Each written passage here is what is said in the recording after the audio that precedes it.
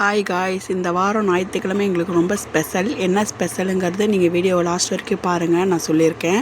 அதாவது என்னென்னா, இந்த வாரம் வந்து நாங்கள் கறி எடுத்து சமைச்சோம். ரொம்ப நாள் ஆச்சு கறி எடுத்து சமைச்சி.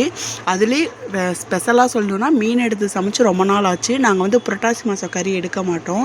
அப்போது அந்த மாதம் ஃபுல்லும் விரதத்தில் இருந்தப்போ ஐப்பசி மாதம் எடுத்தப்போ கோழி கறி தான் நாங்கள் எடுத்தோம். மீன் எடுக்கவே இல்லை. அதுக்கப்புறம் ஒவ்வொரு வாரமும் மீன் எடுக்கலாம், இந்த வாரம் எடுக்கலாம் நினைப்போம். பட் எங்களால் அந்த மீனை எடுக்கவே முடியல. இப்போ சொல்லப்போனால் 5 மாதமே ஆயிடுச்சு. ஃபைனலாக இந்த வாரம் தான் நாங்கள் மீன் எடுத்திருக்கோம். அந்த மீன் வந்து எங்களுக்கு ஒரு என்னமோ தெரில, இந்த ஒரு 5 மாதம் எங்களுக்கு ஒரு பெரிய சவாலாகவே இருந்துச்சு. ஏன் அப்படின்னு தெரியல. இதுக்கு முன்னாடி நாங்கள் நினச்சா ஓகே, இங்கே தான் இருக்குது, பக்கத்தில் தான் இருக்குது, ஓகே போய் எடுத்துருவோம். இந்த 5 மாதம் எங்களுக்கு ஒரு சவாலாக இருந்துச்சு. ஏன்னா எங்களுக்கு ரொம்ப ஃபினான்ஸ் ப்ராப்ளம் ரொம்ப அதிகமாக வந்துருச்சு. ஸோ அதுக்காக நாங்கள் அமௌண்ட்டு எடுத்து வைக்கிறப்போ இந்த வாரம் எடுக்கலாம் அப்படின்னு சொல்லி நாங்கள் அந்த இடைப்பட்ட நாளில் பேசிகிட்டு இருப்போம். ஆனால் கரெக்டாக அந்த நாள் வரப்போ அந்த அமௌண்ட்டு மற்றவங்களுக்கு கொடுக்கணும், இஎம்ஐக்கு எடுத்து வைக்கணும், மொபைலுக்கு ஈஸி பண்ணணும், சிலிண்டர் எடுக்கணும், கரண்ட் பில் கட்டணும், மளிகை பொருள் அது வாங்கணும், இது வாங்கணும், பாப்பாவுக்கு பால் பவுடர் வாங்கணும், இந்த மாதிரி இதையெல்லாம் யோசிக்கிறப்ப சரி ஓகே அப்போ அடுத்த வாரம் எடுத்துக்கலாம், இந்த வாரம் இந்த ப்ராப்ளம்லாம் இருக்கா, அடுத்த வாரம் எடுத்துக்கலாம், அடுத்த வாரம் ஒரு ப்ராப்ளம், இப்படியே நாங்கள் சொல்லி 5 மாதத்தை நாங்கள் கடந்து வந்துட்டோம். நாங்கள் மீன் எடுத்து சாப்பிட்டு 5 மாதம் ஆச்சுங்கிறதே எனக்கு தெரியாது. இந்த வீடியோவை நான் எடிட் பண்ணும்போது தான் நம்ம எப்போ லாஸ்ட்டாக மீன் எடுத்தோன்னு சொல்லிட்டு யோசிக்கிறப்ப தான் எனக்கு தோணுச்சு. ஆனால் எனக்கு ரொம்ப நாளாக மீன் சாப்பிட்லைங்கிறது மட்டும் எனக்கு தோணும். நான் மாத கணக்கு வந்து இந்த வீடியோ அப்போ தான் நான் கணக்கு பண்ணி பார்த்தேன், நம்ம எத்தனை மாதம் சாப்பிடாமல் இருந்திருக்கோம் அப்படின்ட்டு. இது வந்து அதாவது சில இது வந்து எங்களால் ஃபினான்ஸ் மூலயமா நிறைய சந்தோஷத்தை எங்களால் அனுபவிக்க முடியல. காரணம் என்னன்னு சொல்கிறதுனா, எங்கள் வீட்டுக்காரை பொறுத்த வரைக்கும் ஒரு இடத்துல நம்ம கை நீட்டி ஒரு அமௌண்ட்டை வாங்கிட்டா நம்ம அதை கரெக்டாக கட்டணும்.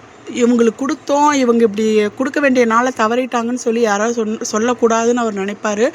ஒன்றும் இல்லை, நம்ம ஒரு இடத்துல நகை வச்சு வட்டி கட்டுறது கூட, நகைக்கு வட்டி கட்டுறது நம்மளுடைய விருப்பம் தான். 2 மாதம் 3 மாதம் கழிச்சு கூட கட்டலாம். ஆனால் அதை கூட எங்கள் வீட்டுக்காரர் அக்யூரேட்டாக போன 1ஆம் தேதி வச்சு என் நகை இந்த 1ஆம் தேதியில் கண்டிப்பாக வட்டி கட்டணும் அப்படிங்கிற மாதிரி தான் அவர் மைண்டில் இருக்கும். ஸோ அப்படி அவர் கூட இருந்து இப்போ நானும் அந்த ஒரு மைண்ட் செட்டுக்கே வந்துட்டேன். ஓகே ஃபஸ்ட்டு அதை முடிப்போம், இது என்ன அடுத்த வாரம் சாப்பிட்டுக்கலாம் அந்த மைண்ட் செட்லேயே நாங்கள் போயிட்டோம். இப்போது இது எதுக்கு ஒரு மீனுக்காக இவ்வளோ பெரிய ஸ்டோரி சொல்கிறேன்னு நீங்கள் நினைக்காதீங்க. ஒரு 200 மீன் தான். ஆனால் அந்த ஒரு 200 மீனுக்காக நான் எவ்வளோ தூரம் நான் காத்துட்ருந்தேன். ஃபைனலாக நாங்கள் நேற்று எடுத்துட்டோம். ஆனால் எவ்வளோ பேர் இப்படி ஒரு சில ஆசைப்பட்ட விஷயத்த அதை வாங்க முடியாமல் சாப்பிட்ற விஷயத்தில் நான் சொல்கிறேன், மற்றபடி திங்ஸ் விஷயத்துலலாம் நான் சொல்ல, ஒரு சாப்பிட்ற விஷயத்துலேயே கூட ஒரு சின்னதாக ஒரு 200 ஒரு 100 போட்டு வாங்கி சாப்பிட முடியலைங்கிறப்போ கூட அதோட ஏக்கம் எவ்வளோ பெருசாக இருக்குங்கிறத நான் இந்த டைமில் இதில் தான் நான் இதை வந்து யோசித்து பார்த்தேன். இன்னும் எங்களுக்கு எவ்வளவோ கனவு இருக்குது, இன்னும் நாங்கள் சாப்பிடாதது நிறையா. நான் நினைப்பேன், நிறைய பேர் இதெல்லாம் சாப்பிட்ருக்காங்க, இது எப்படி இருக்கும், நம்ம எப்போ சாப்பிட்றது அப்படிங்கிற மாதிரிலாம் கூட நான் யோசிச்சிருக்கேன். ஆனால் நம்ம பேசிக்காக சாப்பிட்ற அந்த ஒரு மீனை கூட நம்மளால் வாங்க முடியலைங்கிறப்ப ரொம்ப ஒரு மாதிரி இருக்குது. இப்போது அதாவது நீங்களாம் நினைக்கலாம் இதெல்லாம் ஒரு விஷயம் நீங்கள் யூடியூப்பில் சொல்கிறீங்க, இதெல்லாம் என்ன அப்படின்னு. நான் வந்து இப்போ யூடியூப்பில் இருக்கவங்கள என்னோடய மிகப்பெரிய ஒரு சொந்தக்காரங்களாக நான் நினைக்கிறேன். ஏன்னா எனக்கு வந்து எங்கள் அம்மா வீட்டு சைடு ஒரு 10 ஃபேமிலியே தெரியும், எங்கள் மாமியார் வீட்டு சைடில் ஒரு 10 ஃபேமிலியே தெரியும். இவங்க தான் என் உலகம்னு சொல்லிட்டு இவ்வளோ நாளாக நாங்கள் வாழ்ந்துட்டு இருந்தோம். ஆனால் இப்போது நாங்கள் இந்த மாதிரி யூடியூப்பில் வந்து ஒரு வீடியோ போடும்போது அது ஒரு 10,000 பேர் பார்க்குறாங்க, 20,000 பேர் பார்க்குறாங்க, அதில் ஒரு 10 பேர் 5 பேர் பிடிச்சி என்னை லைக் பண்ணுறாங்கிறப்ப எனக்கு அதாவது அவங்க என்னை வந்து எனக்கு ரெஸ்பான்ஸ் கொடுக்குற மாதிரி எனக்கு ஒரு இது ஓகே, இந்த அக்கா வீடியோவாக வந்திருக்கா அப்படின்னு சொல்லிட்டு. இப்போ நான் லைவ்லேயே வந்தால் கூட சில பொண்ணுங்க வந்து மெசேஜ் பண்ணுவாங்க, அக்கா வந்துட்டிங்களா, நீங்கள் வருவீங்கன்னு நான் எதிர்பார்த்துட்டு இருந்தேங்க்கா, எப்போ வருவீங்கன்னு பார்த்துட்டு இருந்தேங்க்கா, நீங்கள் நல்லா இருக்கீங்களா, பாப்பா நல்லா இருக்காளா, அண்ணா நல்லா இருக்காரா, என்ன சாப்பிட்டீங்க அப்படின்லாம் சொல்லி அவங்க வந்து அந்த லைவில் பேசும்போது அதாவது நமக்காக சில பேர் வெயிட் பண்ணி பார்க்குறாங்க. இந்த காலத்தில் நம்ம சொந்தக்காரங்க கூட அப்படி இருக்க மாட்டாங்க. நமக்காக சில உறவுகள், முகம் தெரியாத உறவுகள், அதாவது அவங்களாவது என்னை லைவில் பார்க்குறாங்க, நான் அவங்கள பார்த்தது கூட இல்லை, ஆனால் அவங்க எனக்காக அவங்க நெட்டை டைம் வேஸ்ட் பண்ணி எனக்காக அவங்க வெயிட் பண்ணுறாங்கிறப்ப எனக்கு அது அவ்வளோ சந்தோஷம். அந்த சொந்தங்கள்கிட்ட நம்ம கஷ்டத்தை சொல்கிறதுனால தவறில்லைங்கிறனால தான் இந்த வீடியோவில் நான் இதை கூட நான் சொல்லியிருக்கேன். இதில் வந்துட்டு இப்போது நான் இதில் வீடியோ போடுறது நிறைய பேருக்கு எங்கள் சொந்தக்காரங்களுக்கு பிடிக்கல. நிறைய பேர் என்னை ஒரு மாதிரி பேசுகிறாங்க, என்ன நீ இப்படிலாம் வீடியோ போட்டுட்ருக்க, இதெல்லாம் எங்களுக்கு பிடிக்கல. அதாவது எங்ககிட்ட வந்து என்ன உன் மருமம் இப்படி பண்ணிகிட்ருக்காலாம், உன் மாவன் இப்படி ஆடிட்டுருக்கானாமா அப்படின்னு சொல்கிறது எங்களுக்கு பிடிக்கலன்னு சில பேர் வந்து சொல்லும்போது, என்னடா நம்மளை இப்படி சொல்லிட்டாங்களே அப்படிங்கிற மாதிரி இருக்குது. ஆனால் அதே டைமில் இதே யூடியூப்பில் இருக்கவங்க, அக்கா உங்கள் வீடியோ வீடியோவுக்காக தாங்க நான் வெயிட் பண்ணேன்.